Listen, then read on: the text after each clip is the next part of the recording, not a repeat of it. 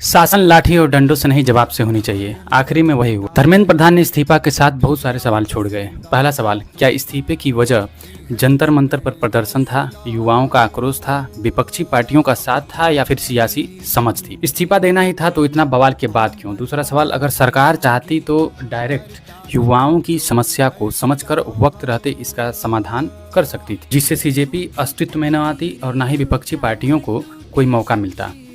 तीसरा सवाल, क्या सीजेपी पंजाब और दूसरे राज्य जहां पेपर लीक होते आ रहे हैं और वहां बीजेपी की सरकार नहीं है, उनसे भी स्वयं या सरकार के माध्यम से इस्तीफे की मांग करेगा? क्योंकि सीजेपी को यह साबित करना होगा कि वो विपक्षी पार्टियों के साथ नहीं बल्कि पूरे देश के युवाओं के हित में उनके साथ है। चौथा सवाल, युवा शांतिपूर्ण प्रदर्शन पर थे पर कुछ अराजक लोग गलत भाषा और दूसरे मुद्दे पर फोकस कर रहे थे, गाली भी दे रहे थे और कुछ बिना वर्दी के लाठियां भी चला रहे थे। ये लोग कौन थे? क्या इसकी जांच की जाएगी और इन पर कार्रवाई होगी या प्रोटेस्ट के साथ ही ये मुद्दा भी खत्म हो जाएगा?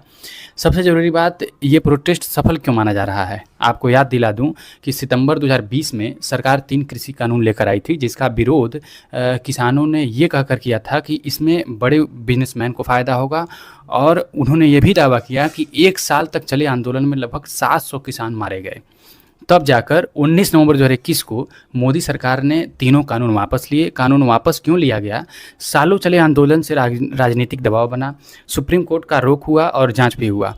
उसके साथ साथ लखीमपुर खीरी में भी कोई मामला हुआ था, जिसकी वजह से इसमें सरकार पीछे हटी। दूसरा मामला स्वामी ज्ञान स्वरूप आसानंद का है। 2008 से कई बार धरने पर बैठे और सबसे बड़ा उनका 22 जून 2018 का अनशन था, जिसमें उन्होंने 23 जून को ही मोदी सरकार को पत्र लिखा और गंगा संरक्षण पर कार्रवाई नहीं हुई तो मरने तक उपवास रहेगा, ये बात उन्होंने कही। और 11 अक्टूबर को उनकी मौत हो जाती है। मांग थी गंगा की सुरक्षा और हरिद्वार में गंगा के बालू खनन पर पूरी तरह से रोक। उनके मरने के बाद कुछ नहीं हुआ। यहाँ पर पेपर लीक प्रोटेस्ट के पीछे युवा थे, सोनम वांगचुक थे, सीजेपी थी और विपक्षी पार्टियों का भी साथ था, जो जरूरी भी था, और बिना जान गंवाए सफल हुआ। अब आगे क्या? आगे सीजेपी को सोनम वांगचुक के साथ मिलकर पेपर लीक जिस भी स्टेट में हुआ वहाँ भी युवाओं के हित में सुधार की शांतिपूर्ण अपील करनी चाहिए।